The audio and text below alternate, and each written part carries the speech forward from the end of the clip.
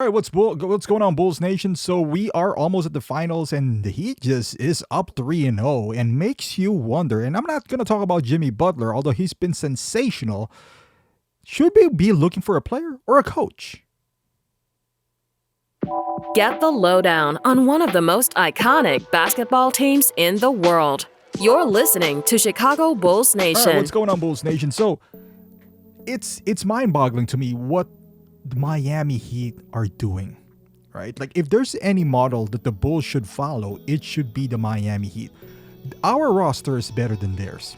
Let's just be totally honest with here, from top to bottom. Jimmy Butler has been sensational. Maybe he's the only guy that you would say that, is better than any Bulls players out here. But with that being said, we had Jimmy Butler, right? And we didn't trade Jimmy, and people were like, hey, the Bulls shouldn't have traded. Keep in mind, we didn't trade Jimmy Butler to the Miami Heat. We traded him to the Minnesota Timberwolves, which then they traded him to Philadelphia, which Philadelphia pretty much signed and traded him to the Miami Heat. So we're not the only one, who quote unquote made a mistake here. I don't even think the Bulls made a mistake in trading Jimmy Butler. I think Jimmy Butler came into the right, perfect situation in Miami. Had he gone to any other franchise, he wouldn't have the success that he has now. So with that being said, let's say we traded Jimmy Butler to New Orleans Pelicans. I don't think the New Orleans Pelicans are going to the finals twice with Jimmy Butler. I'll just put it this way. Jimmy Butler is one hell of a player. But the reason we traded him is because we didn't see that, and so as Philadelphia, and so as the Timberwolves. He couldn't carry the team by himself. You know who can carry a team to the finals? Erik Spoelstra, and a cast of 7 undrafted players. Spoelstra has shown time and time again that he is one of the, if not the best coach in the NBA, which he is the perfect combination. He is like Tom Thibodeau if Thibs is willing to adjust. That's what Spo is. Like, he is willing to adjust, throw you different combinations, throw you different schemes. I would go zone one time. I'm going to go 1-2-2 the other way. You know what? I'm going to put Bam here. I'm going to put him the outside. I'm going to bench our $90 million guy in Duncan Robinson. That's what Spo is. And he sets the tone for Miami. Miami, the city, does not have a culture. It's Spoelstra who dictates it. You can say it's Pat Riley, but I would even argue that this is all Spo right here. And what does it have to do with the Bulls? Now, look at the Miami, how they approached from Dwayne Wade leaving up to now. And it's remarkable. They never tanked. Never did. They're always like a 40-win team. The year that they drafted Bam was like a 14 pick. So, pretty low. We've picked several number 7s, and we never came up with a Bam. And again, Bam went into a perfect situation in Miami, I believe. And Miami is not a perfect team. They made their, wrong decisions in the front court, I would say. Like, remember when they signed Hassan Whiteside to this massive contract, and now trading and signing Kyle Lowry.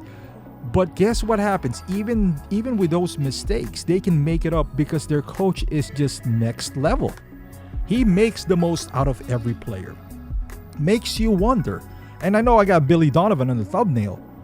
Is it easier to find a great coach, or a coach that would set the tone for your team, or a great player? I think we had a great coach once. I'm talking about after Phil Jackson, and that is the closest we had was Tom Thibodeau. I think to be an NBA champion, you need to have both, right? You need to have a great coach and a great player. We almost had one in 2010 when we had Derrick Rose and Tom Thibodeau. It wasn't meant to be, didn't happen, unfortunate things. But moving forward, should we be looking more for a coach? Because I think you give this roster to Erik Spoelstra, they'll win the championship. They will win the championship. I'm telling you. That's how good this guy is. This is not a bad roster. I've said it time and time again. It's not all Billy Donovan's fault. Not everyone is Erik Spoelstra. But are we looking at the wrong lens here? Because even myself, I keep on finding ways to construct a roster that is beneficial for Billy Donovan. And again, Billy Donovan is not a horrible coach. He's just not Eric Spoelstra or Greg Popovich, and very few are. But should we be looking for the next guy? I know it's going to be hard because we just signed Billy Donovan for extension, but he's not a part of the salary cap, you know?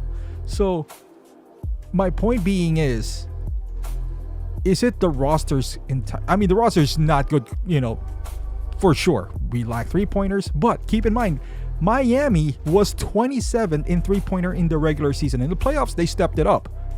Tyler Hero's injured.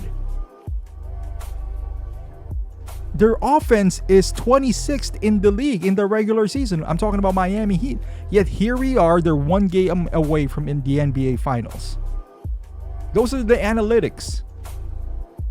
And every time you hear, you know, with the Bulls talk, it was like, oh, we need more three-point shooting. Well, Miami didn't have that problem. Well, they kind of exploded now, but they're still a defensive first team. And then they just suffocated Boston. They just took their hearts out. And Boston is one of those, you know, quote unquote complete teams.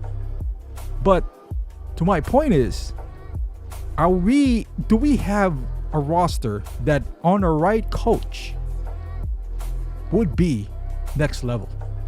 I mean, Billy Donovan made the most out of this roster, making them a defensive roster. He's just not that. I'm not saying it's easy to find a Spoelstra. It's hard. That's why every team does not have one. Otherwise, every team would have one. Would it be easier to find the next Nikola Jokic? Jokic was in the second round, you know, and it's hard. I think you have more chances of getting a coach because you can fire him after 2 years if you don't see any glimpse. For all intents and purposes, they missed the playoffs too. Miami between now and then, you know, between Dwayne Wade, his decline, Chris Bosh's blood clot, but it feels like they're always in the mix. They just went to the finals, but again, we were saying, hey, you know what, Butler can't do it by himself, and he can't. Right up until this point, I still think Denver is going to beat him, but with how good Spoelstra is, he's probably going to prove us wrong. But can you imagine if they win with Jimmy Butler? I mean, Jimmy Butler's getting the credit, but my God, Eric Spoelstra is one hell of a genius. And I feel like with this new emergence of Miami, instead of looking for a point guard or the next shooter, which we still need to do, I think we should be looking for the next Eric Spoelstra here. It's not easy to do, but you have a better chance of finding one who would set the culture for your Bulls team moving forward. Because if you find the right coach, you could go on for generations and you have this quote-unquote culture. And the player can set a culture, you know, yeah, if you got a Tim Duncan, but for the most part, if you got a coach like Spoelstra who's yelling and almost trading blows with Jimmy Butler on the bench, my God, you're set. But let me know in the comments how you feel about this. Thank you for watching. Subscribe to the channel, and I'll see you guys in the next video.